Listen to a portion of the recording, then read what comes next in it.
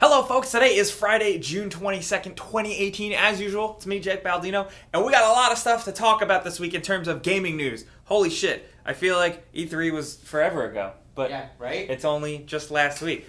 So if you do want to catch up on some stuff we did talk about at E3, there's a playlist of all the videos we made. And not only that, we do link the live show that we did Tuesday where we kind of wrapped up a lot of E3 news and follow-up news and stuff like that. But we got to move on a little bit, and the first thing we got to talk about is the new WHO classification, with gaming essentially being identified as a mental disorder. Now, we did talk about this a couple of months ago when the WHO published their draft of their report they were going to present to the world in terms of classifying new mental conditions and diseases in 2019. And now they've released their official final draft before publishing this to the world. And yes, they are doubling down and holding out that gaming and gaming addiction is effectively a mental disorder. Believe it or not, this shit seems to work really slow. This will not be officially published until May of 2019, and then these actual policies or informational declarations and stuff like that won't actually take effect until 2022.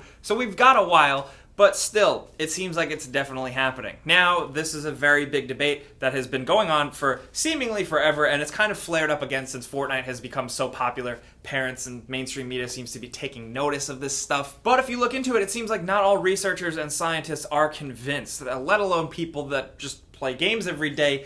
We definitely obviously feel differently, but I want to pose this question over to you guys. What do you think about this? Have you ever been addicted to a game? I'm pretty sure we all have. Have you ever played through an entire game in one sitting? I remember playing through the original Fable in a period of 2 days where I just actually physically did not stop. Looking back, do I feel like that was a problem or an addiction or something like that? No, I look at it as pretty sweet. I didn't have any responsibilities. Whenever I think of gaming and when I do get hooked on games and stuff, I still always think of it as a choice. But then I see people who are addicted to something like gambling. That feels different to me, and some people seem to be equating this to the same thing. I'm curious to see how you guys feel about all this. Do you fall on one side? No way, it's not an addiction. Yes, it is. Or are you somewhere in the middle where people just need to be a little bit more educated on what our hobby is and how it can be taken too far? I'm curious to see what you guys think down in the comments. But we got to move on and talk about a rumor that you should take this with a grain of salt. We don't know how we feel about this yet over here. Some people are reporting it as actual fact, but there is stuff floating around about Red Dead Redemption 2 coming to PC. Hey, Jake. Yeah? Who do you think would win in a fight, an astronaut or a caveman? Astronaut or a caveman? A caveman would definitely win in a fight. You think? Well, it depends. If the astronaut had, if the astronaut was in a jungle setting and he was smart enough to use his mind to kind of set traps and outsmart the caveman, like Predator style. Yeah. Considering a spaceman went to college, he might do better. You also have to think okay, are they both at their peak? Because if it's a spaceman after a thing, his muscles might have atrophied, his bones might be weaker. Oh, he comes down from space. So you have to think, are they at their peak, or yeah. Are they? What were we talking about? It seems like one of those things where it possibly may have leaked through a LinkedIn posting. A programmer who worked for Rockstar, who had apparently worked on Grand Theft Auto 5 and LA Noire as a programmer, listed that they had worked on Red Dead Redemption 2, and the platform said PS4, Xbox One, and PC. Some of the gaming world seems to be completely convinced by this, but I don't know. It could very easily be a typo or a mistake on LinkedIn. Weird little leaks and stuff from LinkedIn have come true before, and they've been completely wrong before, so I don't really know what to think of this. Of course, a lot of us out there really do want Red Dead Redemption 2 on PC, so it's nice to believe, hopefully this is true. The posting did get taken down, interestingly enough. It does not say PC anymore. That was either being corrected to keep things secret, or just correcting a dumb mistake. You really don't know with this stuff. We are keeping it brief because who knows? I would very much like to see it on PC. It probably, if it were to happen, wouldn't launch alongside PS4 and Xbox One, but we're just gonna have to wait and see. Moving on, speaking of waiting and seeing, it doesn't seem like we're going to have to wait too much longer for Life is Strange 2. If you are a fan of those games, those very story-centric games, they just announced today. Episode 1 will be dropping September 27th. But in other news, since it is the most popular game right now, there's been some interesting discussion around Fortnite, even if you're not really into the game.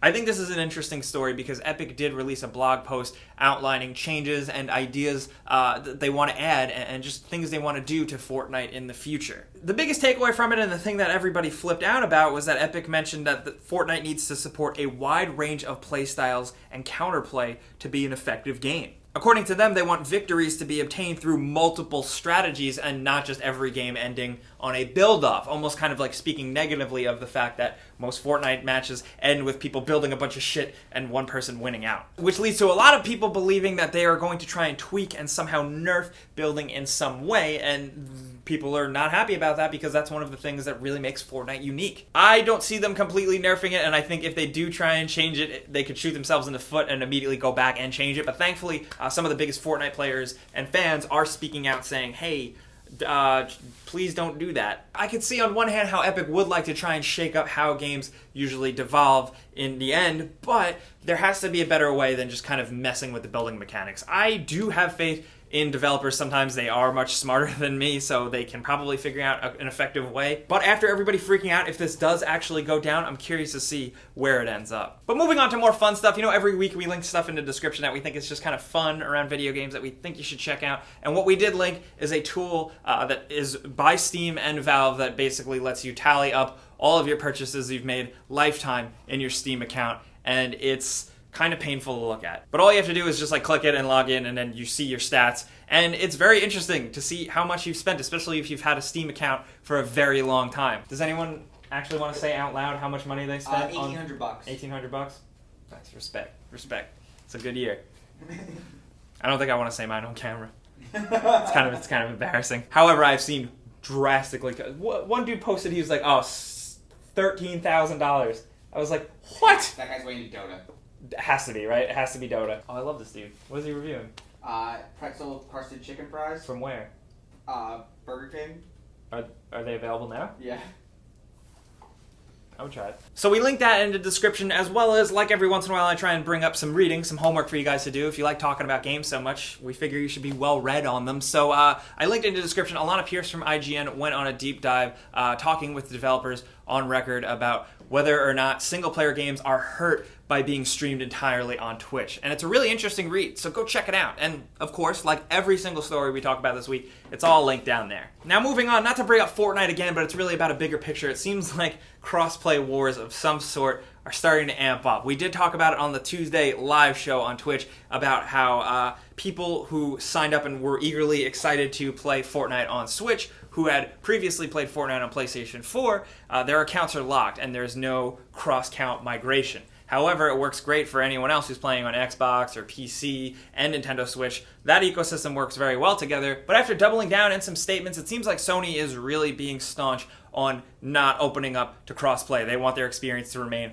on their console, and that's it. And that's what's really crappy about this too, is that people, especially Fortnite fans, seem to not just be begging for crossplay, but really just cross-account. Let us have access to that account. And I totally get that. Interestingly enough, someone who previously worked at Sony for PSN did tweet, although he did delete it, but he did say that it was because of money. Essentially, Sony doesn't want people going on Xbox Marketplace and buying skins over there and then playing on PS4. I think that sounds like a reasonable and likely explanation, as crappy as it is, but I do think it's even crappier that Sony's kind of just hiding behind saying like, oh, we just want to keep it safe, we want to keep our experience just on PlayStation 4 so we know it's secure. What's more interesting in the news, and not to just favor these guys, but just the way they are handling it is cool, is that Microsoft released a trailer for the new version of Minecraft, and it highlighted Nintendo Switch crossplay and how now on Nintendo Switch you can basically sign into Xbox Live, and it's just this whole weird new world we're experiencing in terms of crossplay.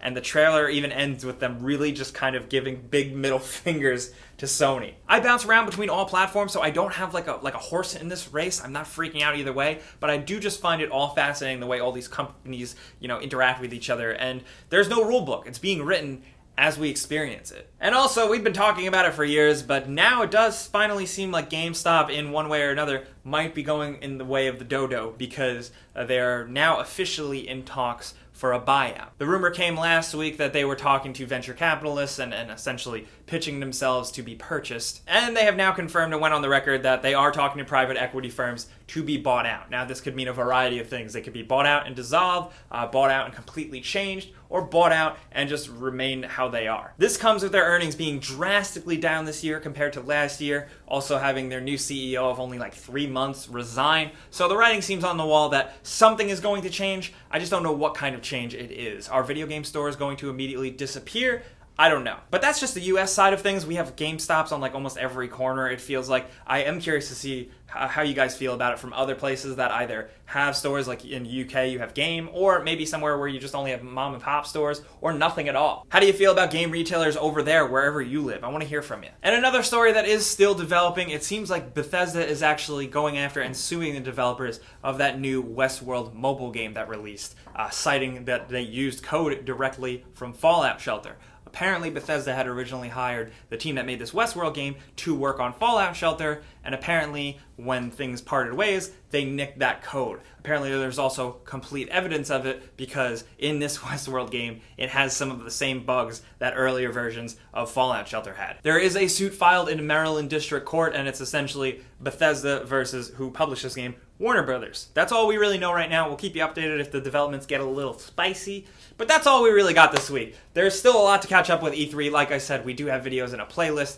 so be sure to check those out. Also, if you are curious, I'm posting some impressions videos on my channel, youtube.com/JakeBaldino. I'll link that in the description. But before we go, we got to do that console giveaway we do every single week. You know how it goes down by now. There's a link in the description below. You click it to sign up. You enter once, you're entered for good, and then every single week we go in and randomly choose one person to win a free console of their choice. So this week's winner is going to be this person right here. Congratulations. Be sure to keep an eye on your inbox and your spam box, because Tom's going to be getting in touch with you to figure out how we can send you your free console. But we got to talk about all the stuff that is going on this week. Of course, gaming as a mental disorder. I want to know how you guys feel. I feel like the conversation could get pretty spicy, but also productive. Also, Fortnite, if they could change building, if they had to change building, how would you want them to change it and affect it in a positive way? Or do you think they should leave it completely as is? Or maybe you just don't play Fortnite and you hate it.